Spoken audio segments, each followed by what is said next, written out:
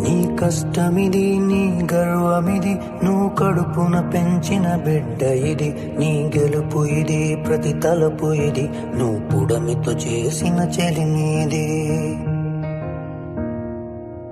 వ్యవసాయమనే నీ సాయముతో పులకరించిన నేల ఇది. మరి అందరి ఆకలి తీర్చిన చేతిని నోటికి నడిపేదారి అది.